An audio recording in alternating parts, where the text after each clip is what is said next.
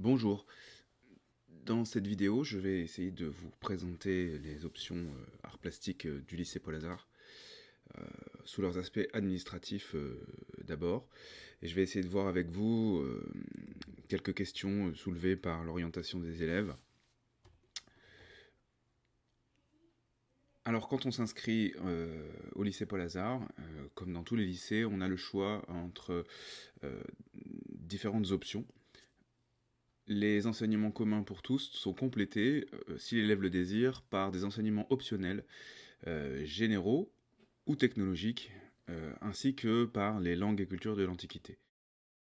Cependant, il faut bien noter qu'un seul enseignement optionnel général est possible, et qu'on ne peut donc pas choisir de s'inscrire en section euro par exemple, et en arts plastiques, pas plus qu'on ne peut s'inscrire en section sportive et en néerlandais. Alors je vous le disais au début de cette vidéo, il existe plusieurs options arts plastiques au lycée. Pour les secondes, il existe ce qu'on appelle l'enseignement optionnel, à 3 heures par semaine. Et à partir de la première, l'élève va avoir le choix entre différentes possibilités. Soit il continue l'enseignement optionnel art plastique, qui reste donc à 3 heures par semaine, pour son année de première et de terminale, soit il s'engage dans un enseignement qu'on dit de spécialité, qui cette fois-ci dure 4 heures en première et 6 heures en terminale. Vous noterez en regardant ce schéma qu'il est tout à fait possible pour un élève de coupler l'enseignement de spécialité et l'enseignement optionnel, les heures s'additionnant alors. L'accès à l'enseignement de spécialité est restreint et conditionné sur des critères de motivation et d'engagement,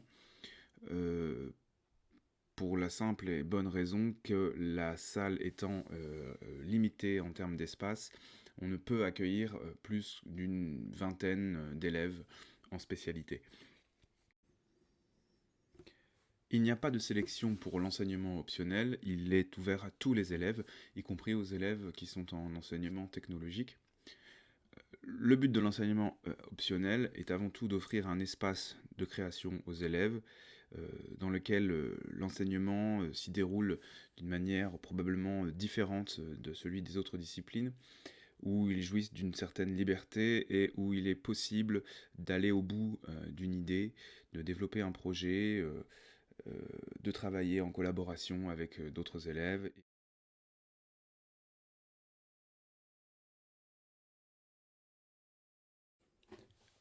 Les élèves qui choisiront de s'inscrire en spécialité et en optionnel ne verront pas deux fois la même chose et auront la possibilité de développer par exemple des pratiques différentes dans l'une ou l'autre des options. L'enseignement optionnel, quand il est choisi en seconde, garantit un accès à la spécialité de première.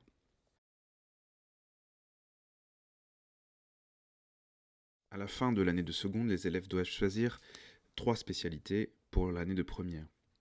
Pour les élèves qui veulent choisir une spécialité art plastique, il est intéressant de penser cette spécialité avec des couplages qui préfigurent, dirigent, même si rien n'est définitif, vers des catégories de métiers.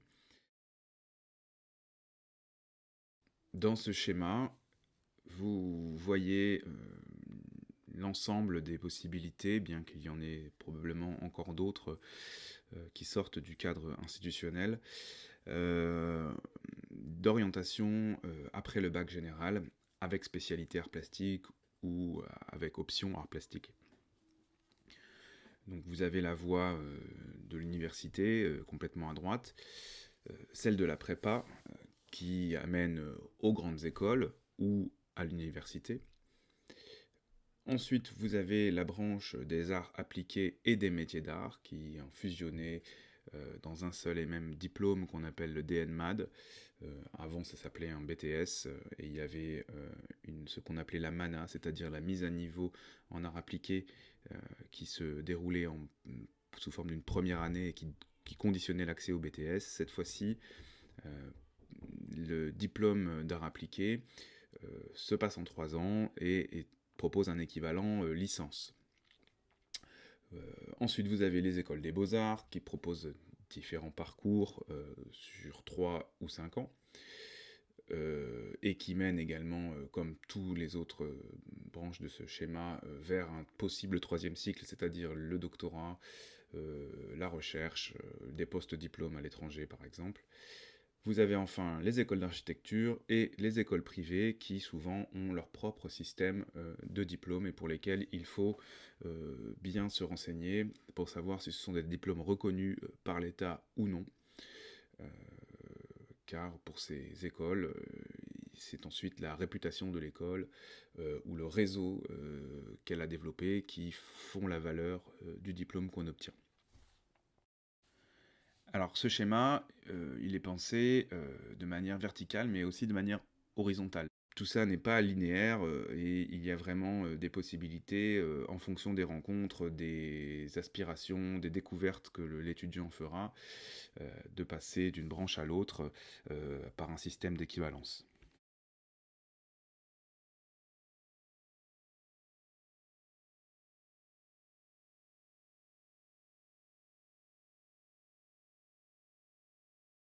Ce qui est à retenir, c'est que donc le principe structurant de cette discipline, c'est l'exercice d'une pratique qui va occuper la plupart du temps de classe et de travail à la maison, en relation avec une culture artistique.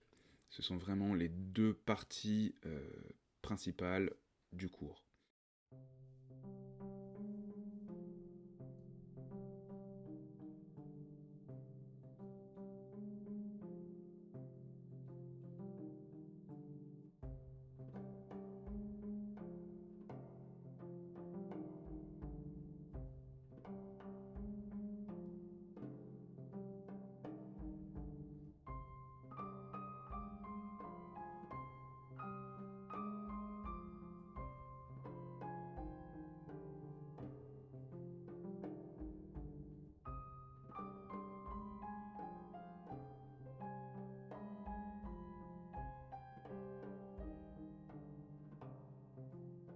Les options arts plastiques sont pensées en lien avec une orientation post-bac, pour laquelle vous trouverez des renseignements nombreux sur le site de l'option.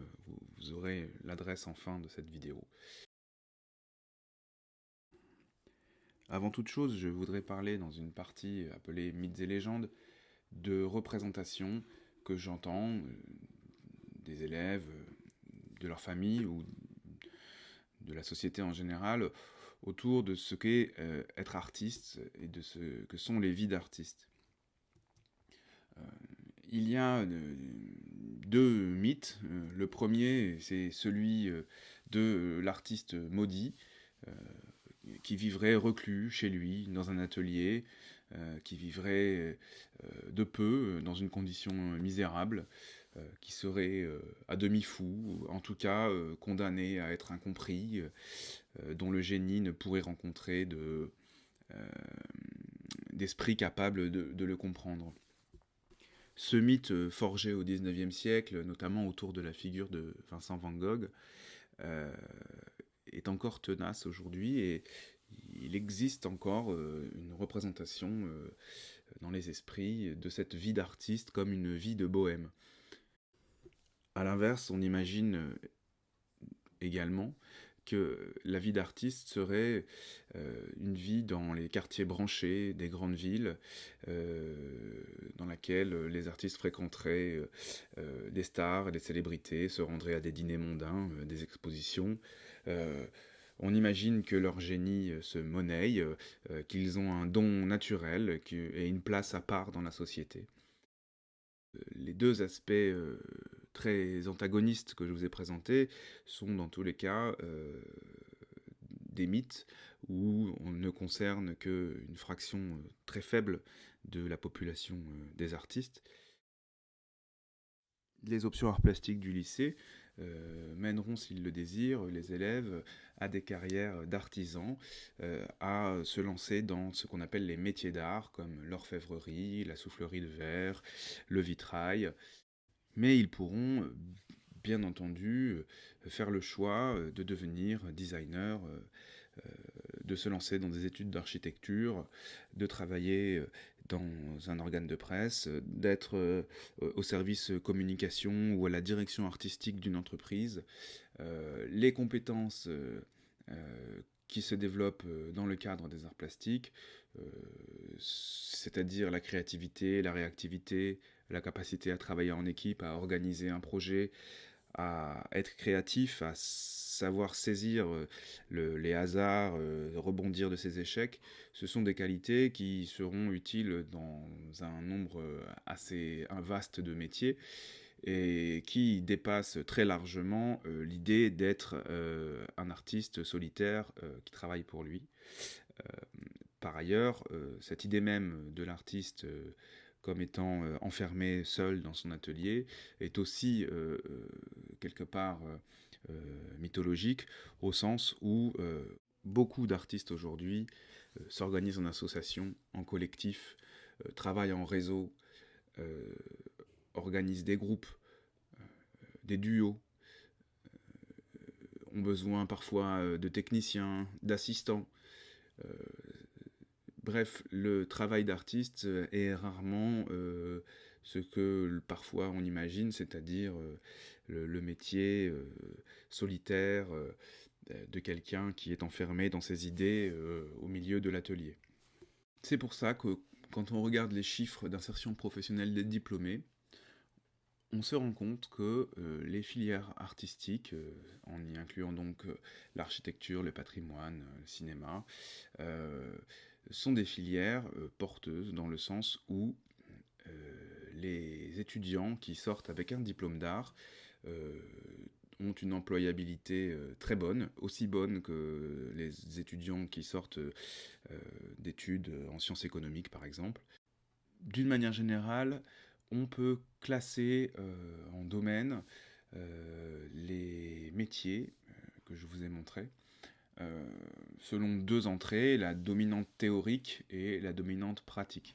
C'est-à-dire soit une activité plutôt centrée sur la construction, la fabrication, la réalisation, soit une activité plus réflexive ou d'organisation, eh bien on voit deux tendances dégagées qui sont aussi présentes chez les élèves. Certains élèves se montrent très intéressés par le travail pratique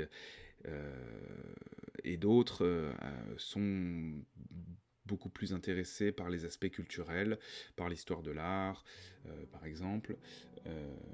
Et donc on peut tout à fait imaginer qu'un élève qui a réalisé un parcours en art plastique s'oriente ensuite dans l'archéologie, le patrimoine ou la médiation culturelle, par exemple. Si vous avez des questions, si vous voulez des informations complémentaires, en plus du site, vous pouvez bien sûr m'écrire à monsieurcouvreur@gmail.com et je me ferai un plaisir de répondre à toutes vos questions ou interrogations. Merci d'avoir regardé cette vidéo.